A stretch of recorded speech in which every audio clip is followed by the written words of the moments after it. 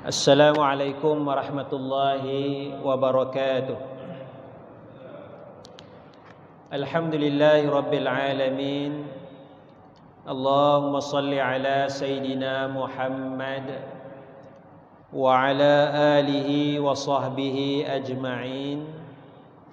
Subhanaka la ilma lana illa ma 'allamtana innaka antal alimul hakim. Rabbi shrah li sadri wa yassir li amri wahlul 'uqdatam min lisani yafqahu qawli, amma ba'd. Yang dihormati Tuan Imam, Tuan Bilal, jawatan kuasa masjid, sidang jemaah, moga-moga kita dirahmati Allah Subhanahu wa taala. Pagi ini kita sambung pada halaman 20, halaman 21. Ya, bagi yang nak buku ada lagi ni. Iaitu kita cuba memahami sebahagian daripada manhaj ahli sunnah wal jamaah dalam berinteraksi dengan ayat-ayat Al-Quran dan hadis-hadis Nabi yang dianggap sebagai mutasyabihat. Jadi maksud mutasyabihat ni adalah kesamaran. Ya, adalah kesamaran, tidak jelas maknanya, tidak dapat diamalkan. Ya, tidak dapat diamalkan. Sebab kalau dia kesamaran, tidak jelas maknanya, tetapi kita kena beramal, tak boleh lah kan? Jadi kita beramal mestilah benda yang jelas. Aqimus solat, dirikanlah solat, jelas. Ulama hurai jelas maknanya. Kutiba alaikumus siyam, diwajibkan ke atas kamu puasa, jelas maknanya. Tetapi ada ayat-ayat Al-Quran dan hadis yang bukan untuk amalan. Dia bukan untuk amalan. Iaitu dia berkenaan dengan sifat-sifat Allah Subhanahu wa taala. Dia bukan untuk amalan. Jadi tidaklah besar sangat ya. Cuma bagaimana para ulama berinteraksi. Jadi sini kita melihat ada dua aliran yang besar, ada dua kaedah yang besar dalam berinteraksi dengan ayat yang mutasyabihat, iaitu kaedah tafwid dan kaedah takwil. Tetapi sebelum daripada kita nak tengok kaedah itu, perkara yang pertama sekali iaitulah masalah peringkat yang pertama, semua aliran beriman dengan ayat Al-Quran dan hadis. Ini yang merahnya. Kalau yang ni tak ada, out, kufur. Ini peringkat yang pertama. Peringkat yang pertama semua beriman. Tak kiralah Mu'tazilah ke, tak kiralah Khawarij ke, tak kiralah Wahabi ke, tak kiralah Salafi ke, Asy'ariyah ke, Maturidiyah ke, semua beriman. Semua beriman. Jadi peringkat ni peringkat yang pertama. Ini istilah saya. Setelah saya melihat kepelbagaian tafsiran ni, saya dapati tidak diberi perhatian kepada bahagian yang pertama, iaitu semuanya beriman. Semuanya beriman. Semuanya beriman. Termasuklah kalau kita tengok dalam aliran Wahabi, dia ada tauhid asma wa sifat. Tauhid asma wa sifat mesti beriman secara zahir. Mesti beriman secara zahir ayat tu, tak boleh takwil. Kalau siapa takwil, kafir. Jadi saya rasa itu tak betul. Cara faham tu tak betul. Sebab semua orang beriman ayat Al-Quran. Allah Ta'ala istawa atas arash. Ar-Rahmanu 'alal 'arsy istawa. Ar-Rahmanu 'alal 'arsy istawa. Tuhan Ar-Rahman istawa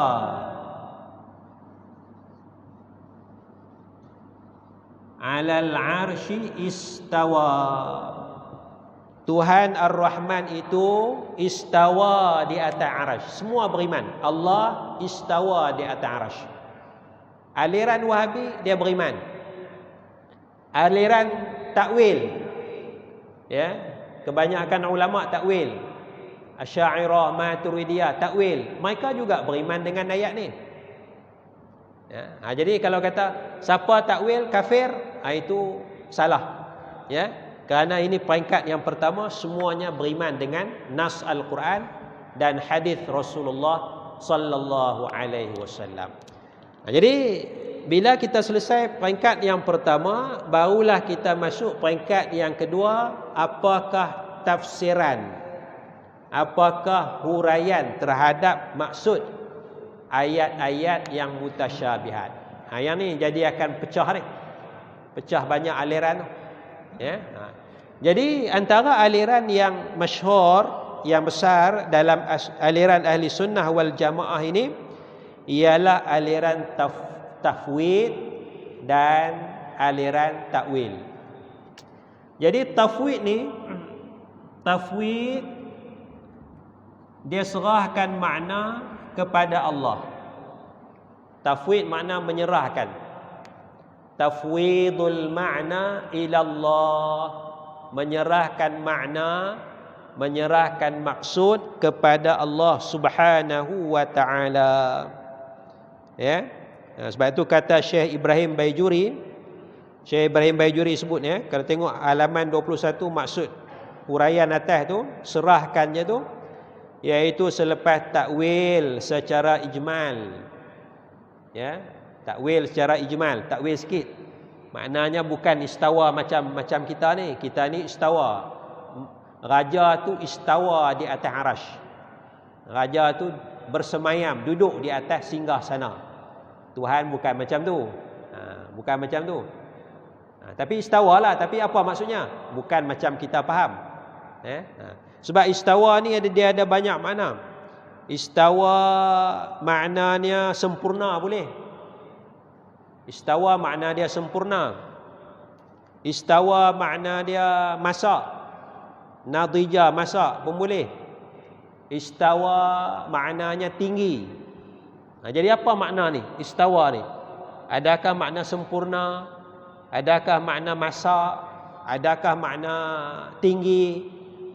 Ada lagi makna istaqama, lurus. Apa makna ni? Ini yang kata mutasyabihat ni, dia kesamaran. Nak bagi makna yang sesuai dengan ketuhanan, ya. Jadi tafwid, ulama-ulama dalam aliran tafwid dia serahkan makna kepada Allah. Tapi bukan macam makhluk. Kalau kita faham makhluk makna duduk, istawa tu duduk, raja istawa di atas arasy. Raja duduk bersemayam di atas arasy. Tapi bukan macam tu. Itu takwil ijmal. Kemudian selepas daripada takwil ijmal, iaitu memalingkan lafaz daripada zahirnya, daripada maksud yang zahir, yang kita faham, yang kita bayangkan, maka selepas takwil ini serahkan maksud yang dikehendaki daripada nas kepada Allah. Tafwidul ma'nal muradi ila Allah, serahkan maksud yang dikehendaki kepada Allah. Jadi bila kita baca ayat ni, Ar-Rahmanu 'alal 'arsy istawa. Tuhan istawa di atas arasy. Macam mana? Wallahu alam. Kita serah makna kepada Allah. Sebab dia tak ada amalan apa pun. Tuhan tak suruh kita beramal apa pun. Ya. Itu kaedah tafwid. Ya, kaedah tafwid. Jadi apabila disebut Tuhan istawa, ya, maka istawa itu tanpa kaifiyat. Istawa bukan seperti makhluk, iaitu duduk. Ya, serahkan makna kepada Allah. Jadi yang ni senang, kaedah ni senang. Serahkan makna kepada Allah. Kita tak payah pening-pening kepala lah. Ya. Jadi bila kita kata Allah Ta'ala turun, dalam hadis Allah Ta'ala turun, ya, yanzilu. Allah Ta'ala turun, yanzilu. Rabbuna, Tuhan kita turun tiap-tiap malam ke langit dunia. Baru lepas ni 10 Syaban ada riwayat hadis yang dhaif. Tuhan turun pada malam nisfu Sya'ban. Betul lah tu, pasal nisfu Sya'ban tiap-tiap malam juga. Hadis sahih kata Tuhan turun tiap-tiap malam. Hadis dhaif kata Tuhan turun malam nisfu Sya'ban. Jadi walaupun hadis tu dhaif, Tuhan turun malam nisfu Sya'ban, tapi hadis sahih kata Tuhan turun tiap-tiap malam. Jadi masuk dalam tu lah. Termasuk dalam tiap-tiap malam Tuhan turun lah. Jadi malam nisfu Sya'ban Tuhan turun tak? Tuhan turun juga. Tuhan turun. Jadi adalah kelebihan malam nisfu Sya'ban tu. Baik, Tuhan turun malam nisfu Sya'ban, Tuhan turun tiap-tiap malam. Tapi apa makna Tuhan turun? Kita terjemah ya. Apa makna Tuhan turun ni? Tuhan turun tiap-tiap malam ni apa makna dia? Adakah Tuhan kan kena turun tu? Sebab dalam hadis tu kata Tuhan turun tiap-tiap malam ke langit dunia pada 1/3 malam, 3 pagi 4 pagi. Lalu Tuhan lalu siapa yang minta doa Allah kabulkan, siapa yang minta ampun Allah ampunkan, siapa yang minta hajat Allah akan bagi hajat dia. So persoalan dia, kalau Tuhan tak turun, Tuhan tak dengarkan doa kita? Yang dalam hadis kata Tuhan kena turun ni, Tuhan tak dengarkan doa kita? Kalau Tuhan tak turun tiap-tiap malam ke langit dunia, Tuhan tak boleh ampunkan kita ke? Boleh. Jadi apa yang Tuhan kena turun ni? Kalau Tuhan boleh dengar di langit sana, di atas sana, tak payah turun ke langit dunia, Tuhan boleh ampunkan kita, tak perlu turun ke langit dunia, kenapa Tuhan nak turun? Jadi sekarang apakah makna yang sesuai dengan Tuhan? Makna turun tu. Ini kata dia kesamaran ni. Kesamaran ni. Jadi kalau bagi setengah orang, bagi mungkin sebagian orang, dia akan fikir pula dia mengaji geografi ke apakah, kan? Dia akan nampak lawak. Dia nampak Tuhan ni kartun. Kena turun tiap-tiap malam. Kena turun tiap-tiap malam. Dalam hadis kata, kalau lebih kuranglah maksudnya, kalau hamba-Ku datang kepadaku berjalan, hamba berjalan kepada Allah, Allah datang kepada hamba berlari-lari. Kalau hamba berjalan kepada Allah, Allah datang kepada kita berlari-lari. Jadi adakah Allah nak lari macam ni? Apa makna yang sesuai dengan Tuhan ni? Apa makna yang sesuai? Ini kata mutasyabihat ni. Sebab kalau kata Allah berlari, kalau kita faham lari macam kita ni, lawaknya Tuhan kita ni. Orang Hindu, orang Kristian boleh petikai. Kan? Orang Tuhan ni dalam Islam ni lawak sikit, pelawak, kartun, kena berlari. Pemikiran orang yang tidak beriman. Pemikiran orang Islam sendiri pun mungkin dia pelik Tuhan kita ni. Jadi bagaimana ni? Ini tafwid. Serahkan. Tuhan berlari. Macam mana? Wallahu alam. Aku tak tahu. Kami tak tahu. Serahkan makna kepada Allah. Tuhan turun ke langit dunia tiap-tiap malam. Macam mana? Wallahu alam. Kami tak tahu makna sebenar. Serahkan kepada Allah. Dia kata tafwidul ma'nal muradi ila Allah. Serahkan makna kepada Allah. Baik. Tapi bagi orang bukan Islam, Hindu, Kristian dan sebagainya, kalau dia sembang dengan kita hurai macam tu, dia puas hati tak?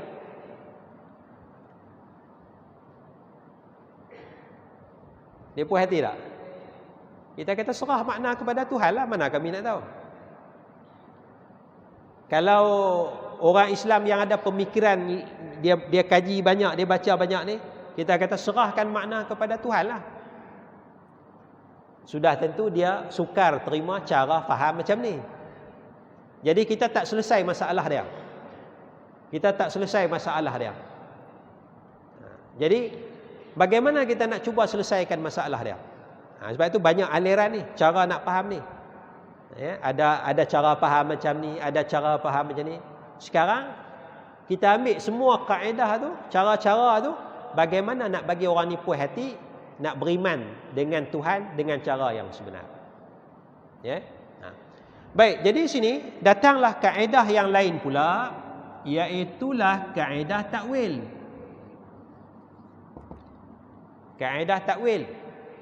Jadi kaedah takwil ni kata Syekh Ibrahim Baijuri atas itu muka surat 21, takwilkanlah ia bererti berilah makna lafaz ini dengan maksud yang menyalahi zahirnya, sebab maksud zahir tu menimbulkan kekeliruan, serta terangkan makna yang dikehendaki, bagi tahu makna yang sesuai dengan ketuhanan. Jadi istawa ni apabila disebut bahawa istawa maknanya menguasai. Salah satu makna dia. Ini nak bawa kepada takwil. Salah satu makna istawa, ada tadi makna sempurna, makna masa, makna meninggi, makna lurus, istaqamah. Satu lagi makna istawa ialah istaula, menguasai. Menguasai. Jadi ada banyak makna. Jadi kita ambil dalam 4-5 makna. Meninggi, masa, sempurna, apa lagi? Menguasai. 4 makna ni. Agak-agak 4 ni mana yang sesuai dengan ketuhanan? Semua sesuai. Semua sesuai. Tapi nak bagi puas hati, mana yang sesuai? Lebih sesuai. Menguasai. Mudah faham. Menguasai. Dia menggambarkan kekuasaan Allah Subhanahu wa taala. Ya, kan? Memang Allah Maha berkuasa. Menggambarkan kekuasaan Allah Subhanahu wa taala. Istawa. Ya. Jadi sebab itu kalau kita baca dalam surah Taubah akhir tu, laqad ja'akum rasulun min anfusikum, akhir surah Taubah. Laqad ja'akum rasulun. Ayat ni orang duk amal selalu. Orang panggil ayat laqad ja'.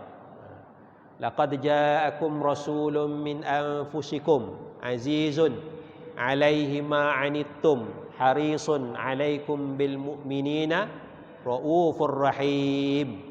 Itu semua sifat Rasulullah tu. Azizun, sifat Allah Ta'ala. Allah Ta'ala bagi kepada Nabi Muhammad. Azizun. Bil mu'mini raufur rahim. Rauf rahim sifat Allah. Allah bagi juga sifat Allah Ta'ala kepada Nabi Muhammad. Fa'in, lepas tu ayat akhir, fa'in tawallau, betul tak? Baca ada. Fa'in tawallau faqul hasbiyallahu la ilaha illahu alaihi tawakkaltu wa huwa rabbul arsyil azim. Wa huwa rabbul arsyil azim. Dan dia Allah Ta'ala pemilik. Allah ni pemilik arasy yang agung. Bila Allah pemilik, makna Allah menguasai tak? Allah menguasai. Sesuailah. Ada dokongan daripada ayat yang lain. Allah pemilik, makna Allah menguasai arasy. Wa huwa rabbul arsyil azim. Arsy. Al-azimu ka al-azimi. Dalam Quran, al-azimu ka al-azimi. Ini. Siapa hafal? Wa huwa rabbul arsyil azimu ka wa huwa rabbul arsyil azimi ka? Azimi. Jadi azimi maksudnya yang agung ni kembali kepada arasy. Sebab arsy baris bawah azimi. Kalau dia balik kepada Allah, dia kena baca azimu. Pasal ini rabbu. Tapi dia baca azimi, maknanya sifat adjektif kepada arsy. Wa huwa rabbul arsyil azimi. Arasy tu yang agung. Allah tu agung dah, tapi tak dinyatakan. Arasy tu yang agung. Tapi kalau arasy tu agung, sudah tentu Allah Maha Agung. Tapi dah barisnya azimi. Jadi Allah pemilik arasy, makna Allah menguasai arasy. Jadi itu antara takwil, kaedah takwil. Maka apabila disebut bahawa istawa di atas arash, maka kaedah takwil, kaedah tafwid menetapkan bahawa istawa tidak diketahui maksudnya. Maka manakala kaedah takwil menetapkan istawa bermaksud menguasai. Ya.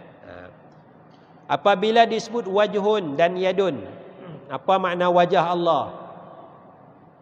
Yadun makna tangan, apa maksud tangan Allah? Maka kata Syekh Ibrahim Baijuri, "Fas-salafu yaquluna lillahi wajhun wa yadun wa asabi'u la na'lamuha." Maka generasi salaf, ulama-ulama salaf, ulama yang awal-awal dulu, ya, ulama tahun 100 Hijrah, 200 Hijrah, ya. Mereka, cara fikir mereka kata lillahi, bagi Allah Taala, wajhun wajah, yadun tangan, wa asabi' jari, asabi' jari. Apa maknanya? La na'lamuha, kami tidak tahu makna dia. Apa maksud wajhun, apa maksud yadun, apa maksud asabi', kami tak tahu hakikat dia, kami tak tahu makna dia. Serah kepada Allah. Yang ni mudah, serah aja kepada Allah, ya. Wal khalaf, dan ulama-ulama khalaf, ulama kemudian, yaqulun, mereka kata al muradu minal wajhi adz-dzatu wa bil yadi al qudratu. Yang maksud daripada wajah ni zat Allah Taala, dan maksud daripada tangan ni adalah kudrat. Asabi' jari pun maksudnya adalah kudrat Allah Subhanahu wa Taala, ya. Jadi bila kata-kata Tuhan turun, yanzilu, Tuhan turun ke langit dunia tiap-tiap malam, atas kaedah takwil, maksudnya Allah menurunkan rahmat. Allah menurunkan rahmat. Sebab apa? Sebab ada satu riwayat, dia tulis dalam riwayat tu Allah yunzilu, Allah menurunkan. Riwayat banyak kata yanzilu, turun. Tapi ada satu riwayat yunzilu, Allah menurunkan. Jadi menurunkan rahmat lebih sesuai dengan ketuhanan. Sekarang ni pun ada rahmat, tapi rahmat lagi banyak Allah turunkan pada 1/3 malam. Jadi Allah Ta'ala berlari. Dalam hadis, bila kamu datang kepada aku berjalan, hamba datang kepada Allah berjalan, maknanya kita bertaubat kepada Allah. Kalau kita buah makna berjalan tak sesuai. Orang tu bedridden, tak boleh nak berjalan, tapi dia taubat. Macam mana? Dia tak boleh nak berjalan, kan? Dia kena kemalangan, patah kaki apa semua, terlantak, tapi dia, ya Allah, aku taubat dah, aku tak akan buat dosa dah. Jadi dia datang tak kepada Allah dalam berjalan? Hamba tu berjalan tak kepada Allah? Kalau faham saya, tak berjalan, kan? Jadi macam mana saya ni, saya tak boleh nak berjalan pergi kepada Allah, kaki dah patah. Tak ada, tak boleh taubat, tak. Ini kata metafora dalam bahasa. Kalau hamba aku datang kepada aku berjalan, maknanya lambat jalan, lambat datang kepada Allah, tapi datang. Bertaubat tapi lambat. Maka Allah kata aku datang berlari, maksudnya Allah akan terima dengan cepat. Rahmat Allah Ta'ala tu lagi luas. Walaupun manusia tu lambat, tak apa, rahmat Allah Ta'ala tu luas. Jadi sesuai dengan ketuhanan. Sesuai dengan ketuhanan, ya. Jadi kita tak, yang ni pun kena takwil berjalan ni, sebab ada orang tak boleh jalan, kena takwil juga. Tapi tak apalah, tak takwil pasal ini dengan manusia, tapi ini dengan ketuhanan ni. Tapi kita takwil dua-dua lah. Berjalan maksudnya datang kepada Allah dengan lambat. Allah berlari maknanya Allah terima dengan cepat. Ini sesuai dengan ketuhanan. Jadi kita tidak ada nak mayangkan Allah macam mana, ya. Wajah Allah, yut'imuna at-ta'ama 'ala hubbihi miskinan wa yatiman wa asira innama nut'imukum liwajhillah. Kami bagi makan tu liwajhillah, kerana wajah Allah, wajah Allah. Bagi salaf kita wajah wallahu alam, kami tak tahu makna, serah kepada Allah. Tapi bagi takwil mudah je. Wajah Allah maksudnya kita buat amalan nak apa? Nak wajah Allah kan nak redha Allah? Redha Allah. Redha Allah tu yang diulang berapa puluh kali, berapa ratus kali dalam Quran dan hadis tu. Redha Allah, redha Allah. Yabtaguna mardatillah, mereka cari redha Allah. Kan? Jadi redha Allah tu yang sesuai. Jadi wajah Allah ditafsirkan, dihuraikan dengan maksud redha Allah Subhanahu wa ta'ala. Ya, sesuai dengan makna. Itu kaedah tafwid dan kaedah takwil. Jadi kita boleh selesaikanlah masalah. Datang apa-apa ayat yang nampak kesamaran, tafwid ada, takwil pun ada. Tapi basicnya apa kaedah tafsiran semuanya beriman. Jadi sebahagian orang dia sampai kafir mengkafir. Ada Wahabi dia kafirkan Asy'ariyah sebab Asy'ariyah takwil. Itu tak bagus. Ada Asy'ariyah ekstrim yang melampau, dia kafirkan Wahabi. Pasal Wahabi tak takwil, dia akan tuduh Wahabi menyamakan Allah dengan makhluk. Allah berlari macam makhluk. Dia tuduh. Dia kata Wahabi kafir. Jadi saling kafir mengkafir sesama umat Islam ini tidak baik, tidak bagus. Kenapa? Kerana basicnya semua beriman. Kita cuma berbeza dari sudut tafsiran. Jadi saya ingat kalau kita boleh pegang kaedah ni, peringkat pertama dengan peringkat kedua, insya-Allah kita tidak akan kafir mengkafir sesama umat Islam. Cuma kita mungkin setuju tak setuju, itu je. Tak apalah. Setuju tak setuju tak ada masalah. Kalau kafir mengkafir, kan, tiba-tiba dia tu jadi tu imam. Kita insya-Allah, dia ni dah kafir dah, aku duk i'tiqad dia kafir, tak boleh nak sembahyang lah. Kan? Katalah tu imam takwil. Kita jenis tak takwil. Kan? Tu imam takwil, tu imam kafir. Nak sembahyang Jumaat. Dah lah tak sembahyang Jumaat lama, baru dapat peluang sembahyang Jumaat, tu imam kafir dah. Kan? Tu imam tak takwil. Jenis tak takwil, jenis Wahabi tak takwil. Kita jenis takwil, tu imam kafir. Kan? Jadi tu sah. Kita berbeza pandangan. Kita berbeza pandangan. Cuma cara yang masyhur yang diguna pakai di Nusantara ni, di Jabatan Agama, Majlis Agama, kita pilih cara takwil, cara Asy'ariyah Maturidiyah.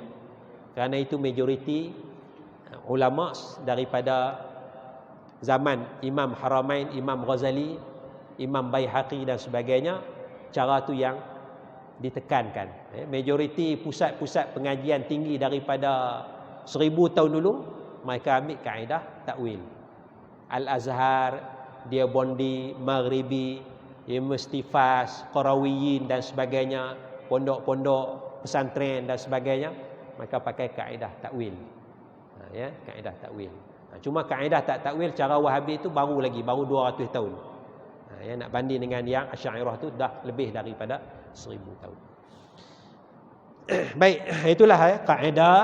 Nanti kita akan sambung sikit bagaimana ada juga kaedah ulama-ulama yang tidak setuju dengan kaedah takwil. Ada ulama yang tidak setuju.